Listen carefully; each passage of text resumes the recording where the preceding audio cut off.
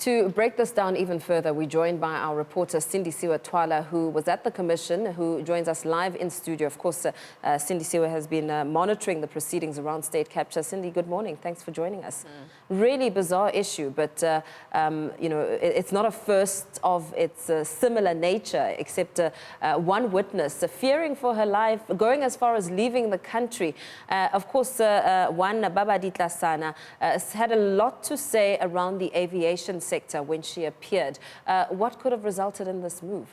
Just to highlight the key things that she had said, she spent about 2 days at the State Capture Commission. But the key things that she mentioned is that upon her receiving the ground handling contract worth over 50 million, she was requested to make a series of payments. So the money would obviously come in tranches. And when it was coming in, she says that Brian van Wyk, the commercial manager, or former commercial manager of SA Express, had requested that she deposit 1 million to the ANC as a donation. So this is a business person requesting that because we helped you get this particular contract, you need to donate R1 million to the ANC. This was around 2016 when this request was given to her. And then she was later told that would also require you to pay 2 ministers, Lynn Brown, 10 million, Adipo Peters, 10 million, as well as 10 million to Supra Mahumapilo. So those are the people that she says she was requested to pay because of having received this. She says that she questioned why she was requested to pay these ministers, as according to her, they had nothing to do with this particular contract.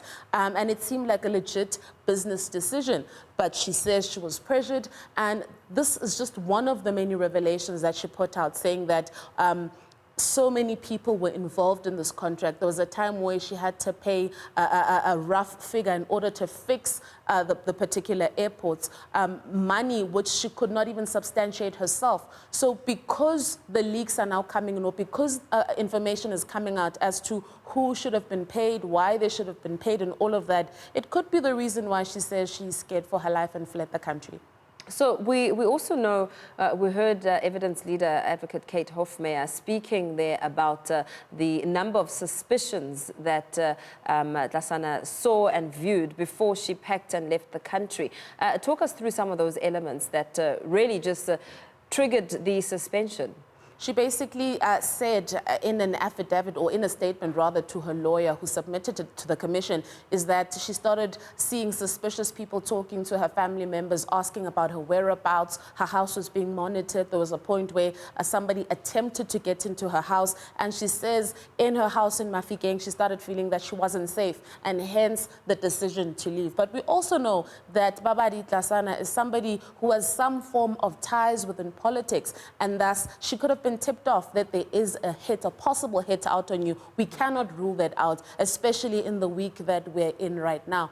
But just to also mention, Babadi Tlasana's testimony is directly impacting on New Solutions' testimony underway right now. There was an allegation that money flowed from Babadi Tlasana's business account to New Solutions, which is testifying today. And New Solutions refuted all those allegations, going as far as saying that they'd like to cross-examine her. So even the timing is questionable. The timing really is questionable, especially as you continue to mention a certain man, Brian van Wyk. He seems to today be tying the two together. Yes. So there was a request the last time New Solutions' sole director took to the stand in July that they'd like to cross-examine Babadi Tlasana, because she mentioned that Brian van Wyk is the person who linked the two, or Brian van Wyk is the one that facilitated the payment from her account without her permission to that of New Solutions. So the State Capture Commission will possibly also be calling him to take the stand or submit an affidavit to try and tie these two varying statements.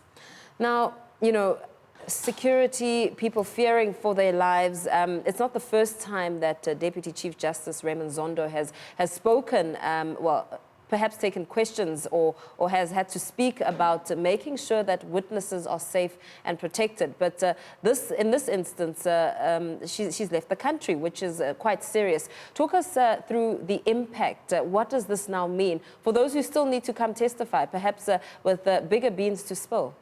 The DCJ, last time he came to our studios when State Capture Commission was celebrating a year since it started hearing oral testimony, mentioned that he's quite concerned with the reluctance by people to come to the commission and give evidence. He also mentioned that government officials were the most people who would give flesh or give some form of basis for the statements made by other people who are outside of government, but there seems to be some form of a reluctance. He mentioned this on numerous occasions. He also mentioned when we're at the State Capture Commission that there are some ministers to date, former ministers and current ministers, who still haven't submitted affidavits of what transpired within their departments when requested by the State Capture Commission. The president has submitted his. So he also threw that onto us. But what we're seeing, if people are now saying we're reluctant to come and we fled the country because after giving testimony we have been threatened or we've been followed, it also is worrying. The DCJ also mentioned today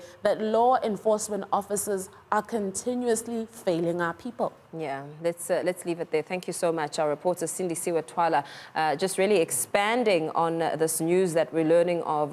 Babadi Tlasana has left the country, of course, with ties to that SA Express contractor, fleeing the country really in fear of her life. Of course, we'll continue to bring you more on this story as soon as the information becomes available.